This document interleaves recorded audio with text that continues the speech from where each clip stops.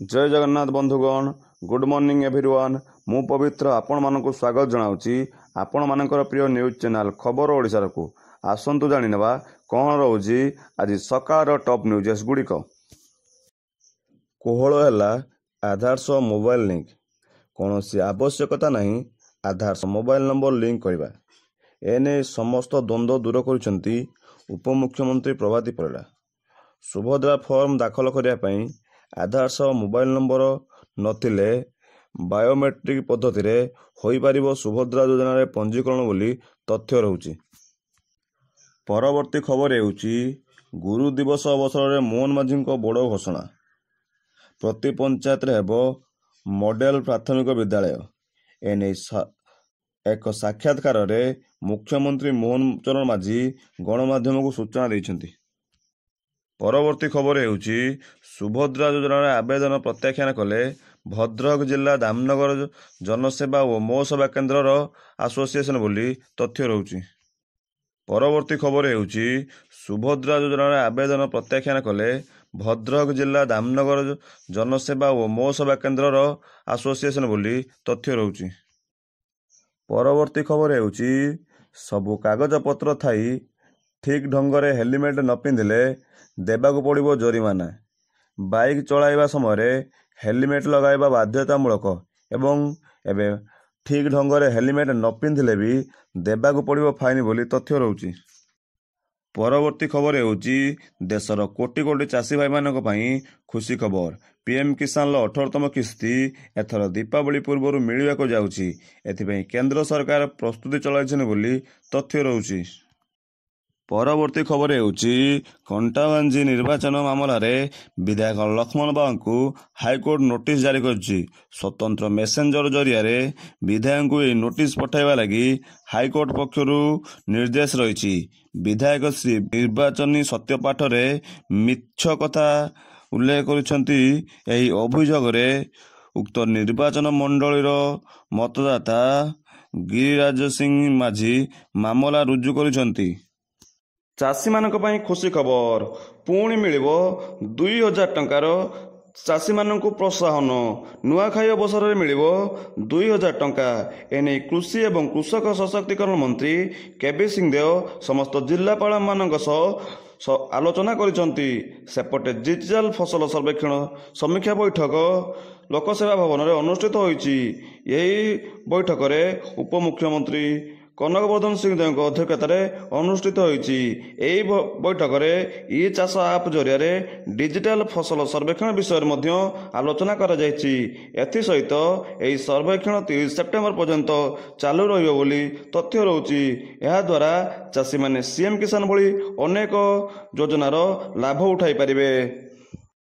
परवर्ती खबर हेउची लोकमानंकर मनरे थिबा द्वंद्व को दूर कले जनसेवा केन्द्रर सुभद्रा योजना कार्यकारी मुख्य दिलीप दास निज घरे सुभद्रा योजना पई करि हेबो नै आवेदन केवल जनसेवा केन्द्र द्वारा करि हेबो आवेदन बोली कहिसंती सुभद्रा योजना कार्यकारी मुख्य दिलीप दास। परवर्ती खबर हेउची सुभद्रा योजना आवेदन करबा शेष तारीख नहीं कहिले उपमुख्यमंत्री प्रभाती परिड़ा।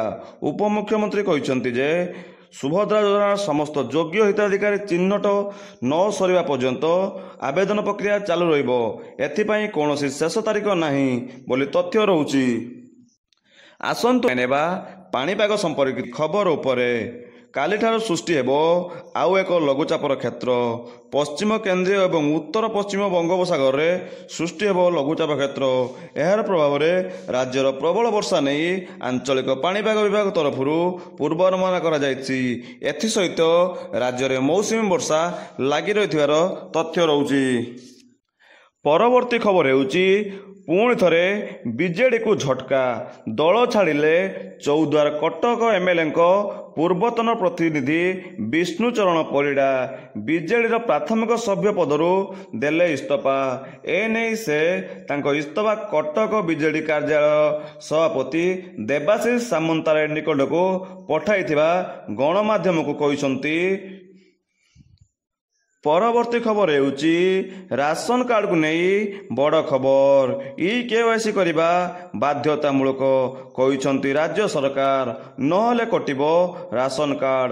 ସେପ୍ଟେମ୍ବର 25 ସୁଦ୍ଧା KYC କରିନେବାକୁ ରହିଛି ସୂଚନା। ଏଥିସହିତ ସେପ୍ଟେମ୍ବର ଶେଷ ସୁଦ୍ଧା ଆବେଦନ କରିଥିବା 6,19,836 ହିତାଧିକାରୀଙ୍କୁ ଯୋଗ୍ୟତା ଅନୁସାରେ ମିଳିବ ରାସନ କାର୍ଡ ବୋଲି କହିଛନ୍ତି ଯୋଗାଣ ମନ୍ତ୍ରୀ। ପରବର୍ତ୍ତୀ ଖବର ହେଉଛି ନିର୍ବାଚନ ପୂର୍ବରୁ ନବୀନ ସରକାର ବାଣ୍ଟୁଥିବା ଝୋଟ ବ୍ୟାଗକୁ ନେଇ ବଡ଼ ତଥ୍ୟ। ଝୋଟ ବ୍ୟାଗ ଖର୍ଚ୍ଚକୁ ନେଇ ସାମ୍ନାକୁ ଆସିଲା ବଡ଼ ଖବର।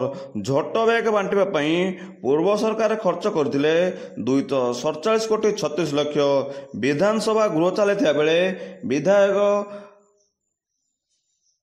ଅମରେନ୍ଦ୍ର ଦାସଙ୍କ ପ୍ରଶ୍ନର ଉତ୍ତର ଦେଲେ ମନ୍ତ୍ରୀ କୃଷ୍ଣଚନ୍ଦ୍ର ପାତ୍ର ଏହାର ଲିଖିତ ଉତ୍ତର ରଖିଛନ୍ତି। ନିର୍ବାଚନ ପୂର୍ବରୁ ପୂର୍ବ ସରକାର 2ଟି ବ୍ୟାଗ୍ ସହ ପରିବାର ପିଛା 1,000 ଟଙ୍କା ବାଣ୍ଟୁଥିଲେ। ପରବର୍ତ୍ତୀ ଖବର ହେଉଛି ଲଗାତାର 3 ଦିନ ବନ୍ଦ ରହିବ ସ୍କୁଲ। ପିଲାମାନଙ୍କୁ ମିଳିବ ଆହୁରି 3 ଦିନ ଅଧିକା ଛୁଟି। ଗଣେଶ ପୂଜା ଠାରୁ ଆରମ୍ଭ କରି ନୂଆଖାଇ ପର୍ଯ୍ୟନ୍ତ ବନ୍ଦ ରହିବ ସ୍କୁଲ। ଅର୍ଥାତ୍ ଆସନ୍ତା 7 ତାରିଖ ଠାରୁ 9 ତାରିଖ ପର୍ଯ୍ୟନ୍ତ ସରକାରୀ ଏବଂ ବେସରକାରୀ ସ୍କୁଲ ବନ୍ଦ ରହିବ। ଏଥିସହିତ ସମସ୍ତ ଶିକ୍ଷାନୁଷ୍ଠାନ ମଧ୍ୟ ବନ୍ଦ ରହିବ ବୋଲି ତଥ୍ୟ ରହୁଛି। ସୁଭଦ୍ରା ଯୋଜନା ପାଇଁ ଆଧାର ଅପଡେଟ୍ ଏବଂ ମୋବାଇଲ ନମ୍ବର ଲିଙ୍କକୁ ନେଇ ରାଜ୍ୟର ମହିଳାମାନଙ୍କ ଭିତରେ ଦ୍ୱନ୍ଦ୍ୱ ଲାଗି ରହିଛି। ଏହାର ଫାଇଦା ଉଠାଉଛନ୍ତି ଅନେକ ଅସାଧୁ ଜନସେବା କେନ୍ଦ୍ରର ମାଲିକମାନେ। ଆଧାର ଅପଡେଟ୍ ନାଁରେ 200ରୁ 250 ଟଙ୍କା ନେଉଛନ୍ତି, କିନ୍ତୁ ସରକାର ଏଥିପାଇଁ ମାତ୍ର 50 ଟଙ୍କା ଧାର୍ଯ୍ୟ କରିଛନ୍ତି। ଏହାରି ଭିତରେ ଲୋକମାନଙ୍କୁ ଦ୍ୱନ୍ଦ୍ୱମୁକ୍ତ କରିଛନ୍ତି ଜନସେବା କେନ୍ଦ୍ର ସୁଭଦ୍ରା ଯୋଜନାର କାର୍ଯ୍ୟକାରୀ ମୁଖ୍ୟ ଦିଲ୍ଲୀପ ଦାସ। ଦିଲ୍ଲୀପ ଦାସ କହିଛନ୍ତି ସୁଭଦ୍ରା ଯୋଜନା ପାଇଁ ମୋବାଇଲ ନମ୍ବର ସହ ଆଧାର ଲିଙ୍କ ଜରୁରୀ ନୁହେଁ ବୋଲି ତଥ୍ୟ ରହୁଛି। ଯଦି ଆପଣମାନଙ୍କୁ ଭିଡ଼ିଓଟି ଭଲ ଲାଗିଥାଏ ତେବେ ଭିଡ଼ିଓଟିକୁ ଲାଇକ୍ କରନ୍ତୁ ଏବଂ ଚ୍ୟାନେଲଟିକୁ ସବସ୍କ୍ରାଇବ୍ କରିନିଅନ୍ତୁ, ଯାହାଫଳରେ ଯାହା ବି ଲେଟେଷ୍ଟ ଅପଡେଟ୍ ଆସିବ ସର୍ବପ୍ରଥମେ ଆପଣ ହିଁ ଦେଖିପାରିବେ।